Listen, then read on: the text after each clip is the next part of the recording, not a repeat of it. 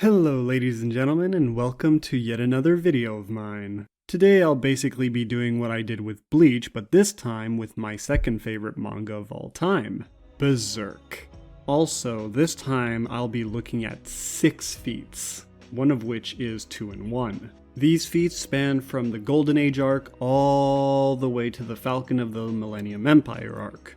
Also, I'll be looking at the infamous God Hand to do my best to explain how exactly they work. I'm pretty sure this video will be a long one, so let's not waste any more time. Let's get calking. First on the chopping block is the Wyald boy himself, Wyald. Wyald is an apostle, meaning definitely above regular humans, but nowhere near as high as the other characters that we'll get to later.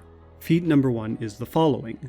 Wyald picked up a man larger than him, climbed up a tower, stuck the man onto its peak, and went straight back down, all before anyone could even realize what happened, and while having his hands cuffed by, well, cuffs. First, I gotta get the distance Wyald traveled, and for that I need quite a lot of values, the first of which is Wyald's height. Much to my dismay, Wyald has no official height, so I gotta get it myself. I tried pretty much everything I could to try and get Wyald's height, from angsizing and using the size of his club to try to get it via this scan, but unfortunately the former gave me 20 meters, which is insane, and the latter gave me a height shorter than Guts, but that's also impossible because we know for a fact that Wyald is taller than Guts. So I just decided to use Guts' height, which is 2.04 meters via the databook, and this scan right here. With Guts' height, I get Wyald's height at around 2.19 meters. Kind of. What's important to note is that Wyald is behind Guts and farther from the point of view, meaning he seems smaller than he really is. As a result, 2.19 meters isn't even a minimum height for Wyald, but it'll have to do. With Wyald's quote-unquote height, I can get Barbo's quote-unquote height. Following artist Devin Larson's words, humanoids are drawn 8 heads tall. The exact wording is the following. The average adult human is technically 7½ heads tall, but the artistic standard for average height is generally rounded up to 8 heads. This gives Wyald's head the length of around 0.27 meters. Algebra gives a height difference of half a meter, which, given how much Wyald towers over Guts and how much Barbo towers over Wyald, isn't impossible. It's times like these that I'm really not a fan of my ruler, cause it can only do one line at a time, and so that means one screenshot at a time. As such, I'll be using these 3 panels to get Barbo's height in pixels. This gives me a height of around 354.85 pixels. Algebra gives us a height of around 1.56 meters for the spike. Finally, it's time to angsize the spike to see how much Wyald traveled, and that's gonna need some angsizing. Using this degree value, as well as the height of the spike I got earlier on the angsize calculator, gives us a distance of 11.468 meters. Important to note that he went there and back, meaning the value is doubled. Now that we have the distance traveled, it's time to get the time frame. The statement says, quote, "In an instant, a strange statue had appeared on the peak of the tower." As such, this must have happened before anyone there could visually react, as it seemed one moment Barbo was attacking Wyald and the next the castle had a new decoration. Via this online test that tests humans on their reaction speed, their numbers give us a time frame of 0.254 seconds in how fast the average human can react when taking the 30 milliseconds of computer lag into account. As such, I'll be using 0.254 seconds for the lowballed time frame. This gives us a lowball speed of Mach 0.26, or subsonic speed. Now, according to this article, there was a study that showed we can process information far faster than 254 milliseconds. In the study, scientists showed people a series of images that flashed for 13 to 80 milliseconds. Viewers successfully identified things like a picnic or smiling couple, even after the briefest of glimpses. With this in mind, I'll use 0.013 seconds as a highballed time frame. And with that, we get a highballed speed of Mach 5.14, much higher than the lowball. With these two ends, we get a midball of Mach 2.7 for bound and human Wyald. Free Wyald would obviously be faster than that, and Golden Age Gus was able to hold his own against him. Now that we know how fast the Wyald is, let's get how strong he is. In this feat, we see him casually destroying a boulder with one fist. Let's get how much energy that took. I'll be using the shape of an ellipsoid to get the size of the boulder. As such, I need to get its axes. Using the height of Wyald's head I got earlier, I acquired these axes. And now that I have them, I can get the formula for the volume. Volume equals 4/3 times pi times A, B, and C.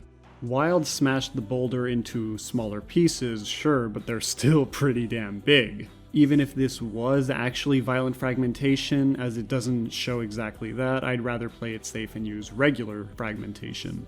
Rock shear strength is 8 megapascals or more. As such, we'll use 8 joules per cubic centimeters for the boulder smash. This gives us a casual small building Wyald, and yes, Golden Age Guts definitely scales to this given how many times they exchange blows. With that over and done with, we skip all the way to the Tower of Conviction arc with a feat from our favorite psychopathic priest, Mozgus. What he did was essentially vaporize a monster made from the blood of the tortured. So all I gotta figure out is how big it is and what exactly vaporizing blood means. Oh, and side note, we know that it's made out of blood as Serpico here confirms it. Now, the shape of the being seems to be rectangular considering it was going through a rectangular hallway. As such, I need the height, width, and depth of the beast. First, I'll get both height and width. To get this, I'll need the size of Mozgus's head. I promise you it's relevant. Lucky for me, Miura made it easy by actually giving us Mozgus's height, 2.22 meters. Now to use this scan to get the size of his head. This gives us Mozgus's head at being 0.28 meters. And now it's time for some angst-sizing. The second panel of the scan shows the door's POV and subsequently shows how far Mozgus is from the door. I'll use this scan to get the height and width of the bloody being by angst-sizing and solving for size while knowing how far the door is. Inputting the degree value and the size of Mozgus's head I got earlier gives a distance of 1.74 meters. Now that we know the distance between Mozgus and the door, I need the POV distance of Mozgus in this scan to get the monster's POV distance. Inputting the value into the calculator, I get a POV distance of 0.89019 meters for Mozgus. And this gives a total POV distance of 2.63019 meters for the door. All that's left now is to solve for the height of the gory giant. Putting you-know-what into the calculator gives us a height of 22.218 meters. That's one number acquired out of 3. Next is width using the algebra method. This gives us a width of around 25.472 meters. And finally, the depth. Honestly, I'll just use Mozgus's height to get the length of the hallway. The depth should be around that much. And so we end up with a depth of around 8.74 meters. Finally, we get to the volume of the Sanguine Serpent. Good thing too, because I was running out of alliterative names for it. Volume of a rectangle is length times width times depth. Also important to note that it didn't take up the entire hallway as our heroes were still safe. So I'll just cut the volume by about 25%. This gives us a volume of around 3,710.36 cubic meters, or 3,710,356,366.79 cubic centimeters. Now that we have our volume, I gotta go through the grueling task of figuring out how much energy it would take to evaporate blood. Nah, who am I kidding? I love numbers. I live to calculate. First, I gotta find out how hot blood has to be to boil, or rather evaporate. I could call someone's waifu garbage and then measure their blood's heat, but, I like to be alive. So I went to the internet and luckily another weirdo asked this very question. This answer comes from Steve Mack, who has a PhD in biology. He says, quote, "The answer to your question is basically at the same temperature that water does. So 373.15 Kelvin. Next, I gotta get the specific heat value, or rather the average, in kilojoules or joules per kilogram Kelvin. I thought that finding this value would be a pain in the ass, but I really found it after a minute or so of Googling. Man, the internet really is amazing. Anyways, the site gives me 3,617 joules per kilogram Celsius, so exactly that much but in Kelvin. Next, how much 1 cubic meter of blood would weigh, or rather density in kilograms per cubic meter. From what I could find, blood is slightly denser than water, reaching 1060 kilograms per cubic meter. With these three values, I can take out the heat transfer formula. Q equals mass times C times change in temperature. Mass is in grams, C is the average specific heat capacity, and change in temperature is the change from room temperature to boiling point in Kelvin. This gives heat transfer energy, but there's still the latent energy to get. For that, we need the specific latent heat of blood in joules. One problem though, unlike blood's specific heat capacity, latent heat capacity is nowhere to be found on the internet. I found a pretty cool way of determining it, but I lack the blood. Well, that's not entirely true, but I'm not a fan of producing the blood myself, considering I have no syringes for such an occasion. Regardless, as blood plasma is 90% water anyways, I'll just use water's latent heat capacity. If you want me to update this calc later with the actual blood value, comment below to tell me you have blood on hand. I'd love to do the actual calculation. From what my research has shown, water's latent heat capacity is around 2,257 kilojoules per kilogram. The formula for latent heat energy is Q equals mL, where m is the mass of the material in grams and L is the specific latent heat in joules. From that, we get a value of 2,392,420,000 joules per cubic meter. Then we combine the latent energy with the energy needed to boil the blood. This gives us a value of 2,699,141,600 joules per cubic meter. And finally, we convert this value to joules per cubic centimeters, or as I like to call it, JCC. This gives us 2,699.14 JCC.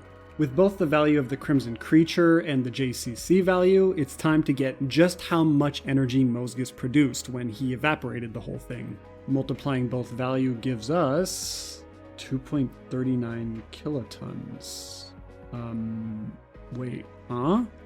Yeah, that's definitely 2.39 kilotons. I double checked the math. Shit, this might actually be an outlier.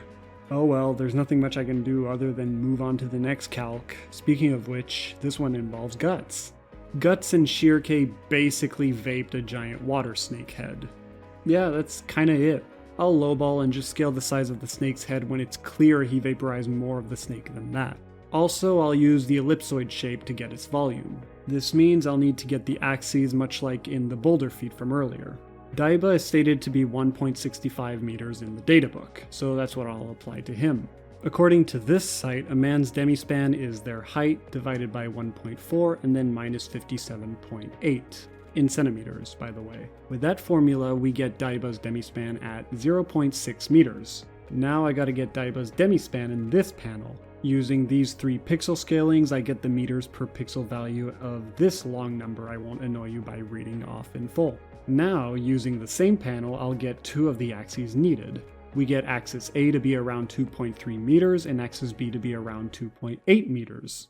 Now I'll use this panel to get the third with simple algebra. This makes the third axis around 3.4 meters.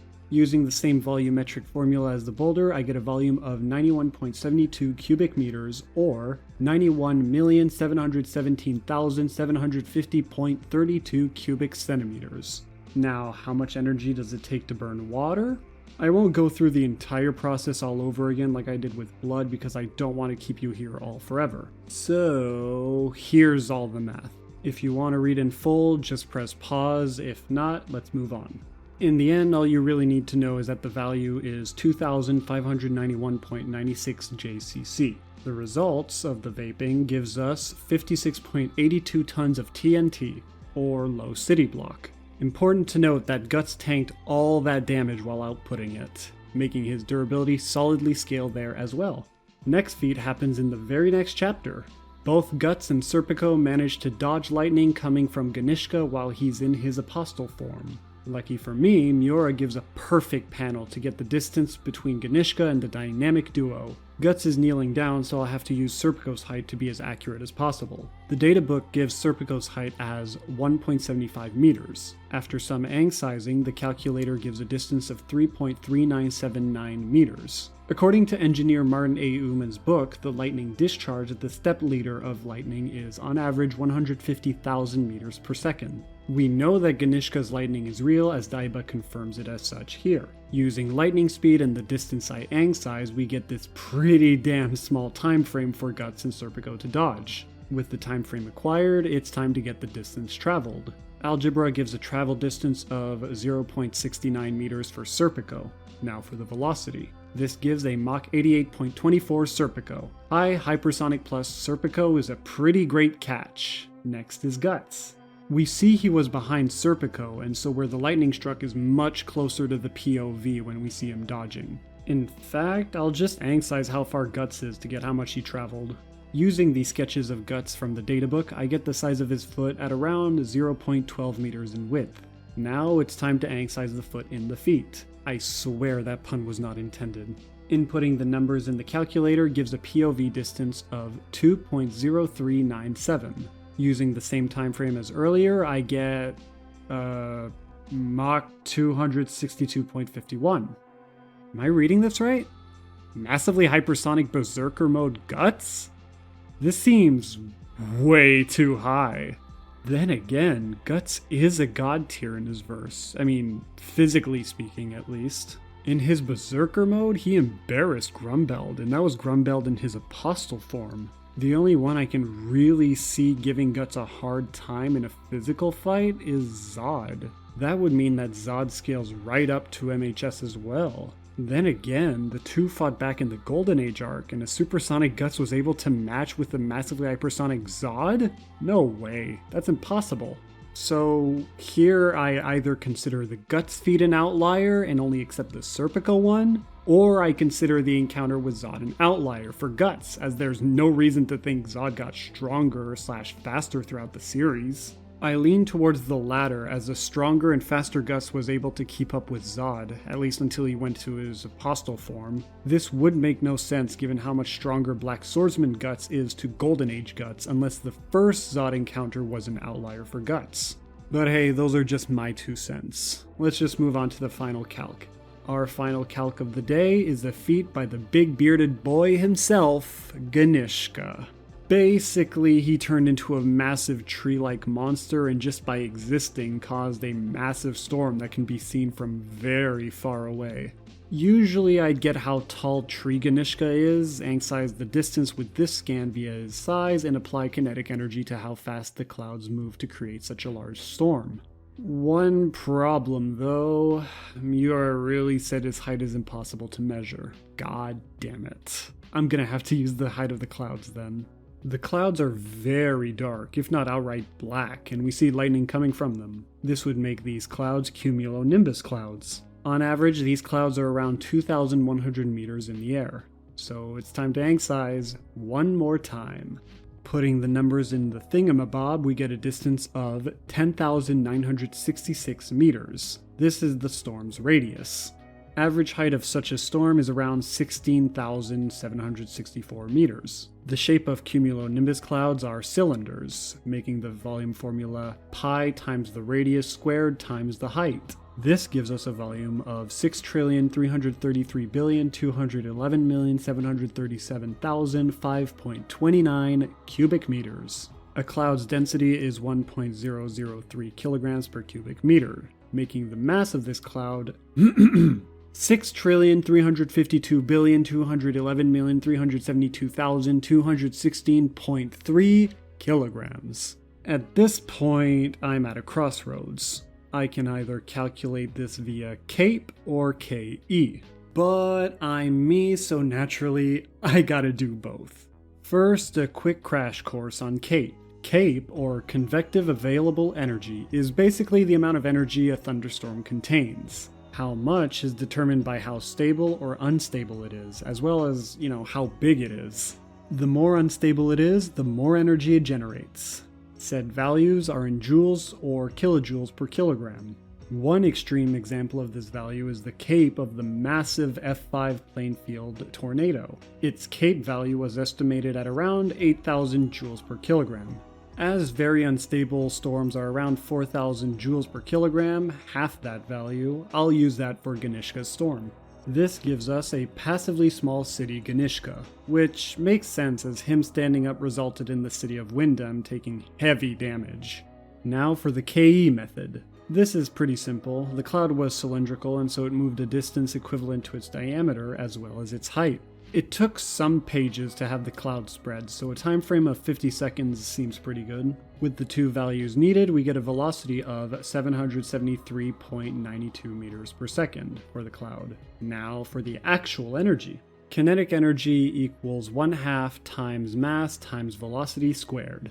This gives a solidly city-level passive Ganishka in his Beast of the End form. Who exactly scales to this? Well, for one, the God Hand. You know, scaling upwards is a pretty dangerous thing to do, so I'll play it safe, and considering how they are far above any and all apostles, Ganishka included, I'd consider them around island level. I have no real reason to believe that they're capable of producing more energy than that for the time being. Oh man, people are really gonna hate me over this. But what I do have is a lot to say about them, Femto in particular, so I'll do my best to be concise. First, let's look at the abilities that Femto has that are listed in the databook. First, he can seemingly repel anything with just a glance. He's shown this when Gus tried attacking him. Second, he has very powerful telekinesis, being able to crush multiple apostles into a small ball with just the wave of his hand. The last ability listed is spatial manipulation, to the point that he can redirect slashes like he did to Skull Knight's Sword of Actuation against Ganishka. What's actually really important about the Sword of Actuation is that it can cut through space. We've seen this happen when Skull Knight interrupted the God Hand not once, not twice, but thrice. This is also confirmed by the databook, saying that yes, it can cleave through space. Moving on to Void, it's stated that he too can distort space, creating portals that send attacks back to anyone that attacks him. Pretty useful when a bony swordsman tries to split your brain head in half. Slan doesn't really have much listed beyond using her wings as defense and offense. She has another ability, but I'll leave that for later. Ubik is where things get real interesting. For quite some time, I've never thought the God Hand to be higher dimensional, but this changed my mind. In the Black Swordsman arc, Ubik showed the counts past to everyone, but it wasn't until the databook that it was confirmed that he did so via space-time manipulation. Such a feat would make Ubik solidly 4D, or at least capable of 4D space-time manipulation, which is pretty damn nice. Moving on to the last God Hand, Conrad. All it shows is his ability to take shape in the physical world using plague rats to do just that. Now, I can't really talk about the God Hand without talking about their causality/fate manipulation, as it's rather powerful. However, it does have a caveat. While the God Hand are powerful beings, they're not at the top of the food chain. That spot is reserved for the being they serve, the idea of evil. The chapter in which we get the most information about the idea of evil was cut by Miura, making effectively non-canon, so I'll do what I can not to cite that chapter and only use canon material. For one, we know that the idea of evil exists, as it does appear within the canon with the same design shown in the cut chapter, a massive heart. We also know via Flora that the God Hand are executors of its will. She says the following: "They are executors of the will of something lurking in the distant abyss of the astral world." During the eclipse, Void says the following: "All lies within the currents of causality. Everything has been determined. All of your lives have been spun into the sacred point in time, the eclipse." Much later, Skull Knight says the following: "He now exists beyond the reason of the physical world, where no one in the mortal realm can threaten him. It would be akin to someone in a story challenging the one who wrote it. It cannot be done. To stand and confront the hawk, one must also exist outside the story." These statements make it clear that fate/causality is predetermined in Berserk, at least most of it is. It also establishes that the God Hand are the executors of said causality within the physical world, albeit at the behest of the idea of evil. This allows them to essentially do whatever they wish to causality as long as it doesn't go against the idea of evil. Also, one more note. As they all have position of God Hand, they should share the same abilities, and we've seen this like when both Conrad and Slan took physical form using physical matter, the former of which was rats and the latter was troll entrails. Oh yeah, I guess I should talk about why they need such forms to appear in the physical world if they're so powerful. Skull Knight here says the following: "They exist everywhere in this world. Any place negative human thoughts swirl in a large concentration. but at the same time it can be said that as a huge body of thought, they cannot take flesh in this world. Thus, they exist nowhere. Basically, the God Hand can appear anywhere as long as enough negative emotions are present, and we see this during the Lots of Love celebration in the Tower of Conviction arc. We see Slan in the fire. But wait, how can Femto move around in the physical world? Isn't he a God Hand? Well, Femto is a really special case. In the Conviction arc, the Incarnation ceremony happens. This is an event that happens once every 1,000 years or so. We know this because we know that Geyseric's fall happened around 1,000 years ago, and we see that fall shares identical imagery with the ceremony that reincarnated Femto. We don't know what exactly happened with Geyseric beyond tales, but we do know what happened with the one involving Femto's rebirth. The Egg of the Perfect World was an apostle that made a deal with the God Hand. His wish was to hatch the perfect world, hence the name. The egg later consumes the corrupted child of Guts and Casca, and that child develops into the physical form of Femto. This results in Femto, unlike the other God Hand, to have a permanent physical form. One he can switch from Griffith to Femto at a moment's notice. That being said, that didn't stay the case for very long. When Femto used Skull Knight's sword to slash Ganishka, it opened the world between the physical and the astral way wide open, all across the world. This caused what would usually be considered mythical beings, such as unicorns and dragons, to exist within the physical world with no problems. And thus Fantasia was born. But most importantly, it seems that this caused the God Hand to also be capable of existing within Fantasia, as they were shown in the montage of astral beings showing up in the world. But I'll have to wait for confirmation on that notion before I can say it for sure. One final thing I'll mention about the God Hand is why they are so goddamn hard to kill. It's honestly something I consider to be their strongest ability. Before I do that, though, I need to establish Berserk's weird cosmology. The verse is a triad of worlds, the physical, the astral, and the idea. More than that, there are levels between each world. We'll just focus on the levels between the physical and the astral because that's what's relevant. Well, that, and we know pretty much nothing about the world of idea, but regardless. The physical world is just that, the physical world of Berserk where humans live, war, and die. Ethereal beings like elves exist in it, but if the belief in them disappears, they become invisible. That's why our favorite fanatic, Farnese, was unable to see Puck. Next is the interstice. This is where Guts and Casca live as the branded, in between the physical and the astral. It's 1 foot in the physical world and 1 foot in the astral one. After that is the so-called Nexus. I couldn't find exactly where it's called that, but it's become the name that the community has adopted. This is where all the upper astral beings live, including the God Hand and the 4 elemental kings. This is also where the eclipse ceremonies take place. After that is the Vortex of Souls, where the souls of the dead go, apostles and astral beings included. Once there, where they go after that depends on their karma, be it heaven or hell. Puck describes it as the following. It's enormous, an endless whirl of consciousness, endless and evil. It's as if all the evil in the world were gathered there. Flora describes it as the following.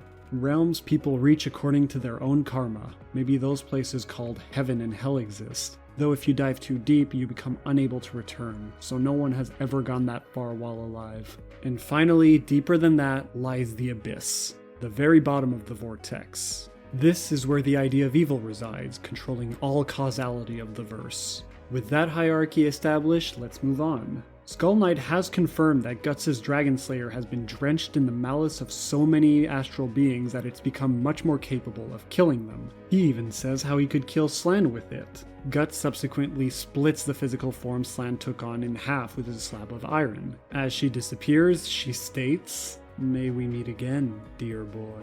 If that wasn't enough, we later see Slan perfectly fine in Fantasia. This means that despite being able to kill beings on a physical and astral level simultaneously, that's not enough to permanently kill a God Hand.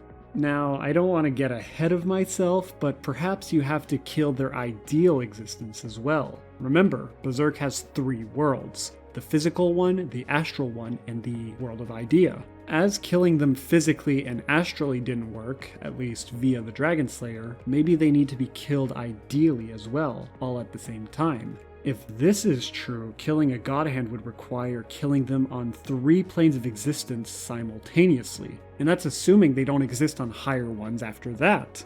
That being said, they aren't unkillable. Skull Knight claims his sword is capable of entombing them, and the databook confirms that this is indeed its purpose. Usually, I'd be pretty doubtful that such a sword could really kill a god hand, but we know for a fact that the god hand aren't unkillable. In one of the latest chapters, we were treated to one hell of a treat.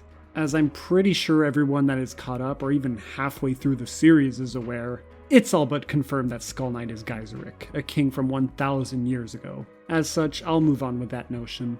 In chapter 362, we see the life of Geyserich in flashes, and very interestingly, we see 5 God Hand, only one of which is the 5 that we know, Void. Now, this is where I kinda get tinfoil hatty, but bear with me. We know that every 216 years, there is an eclipse that results in a new God Hand. Approximately 1,000 years ago would mean 4 eclipses, 4 new God Hands since then. Here's my proposal, my theory, if you will. Skull Knight, or Geyserich as he was probably known as at the time, killed the 4 unknown God Hand, but failed to kill Void. It would explain where the 4 God Hand went, how he knows for a fact that his sword of actuation can kill the God Hand, and the amount of time works for Slan, Ubik, Conrad, and Femto to have filled up the 4 vacant spots since then. Also, the databook confirms that Skull Knight / Geyserich and Void have a history. What I described could be that very history. Really, the only problem with this theory is that the timing doesn't quite work. Doing the math would indicate that the last eclipse happened around 136 years ago, when we know for a fact that it didn't. Unless the series explains this discrepancy away, the theory is pretty iffy, as well as just some food for thought. Once again, all my scalings are in Imgur Links in the description for you to see the numbers for yourselves. Comment below to yell at me if I made a mistake, as there's always a possibility.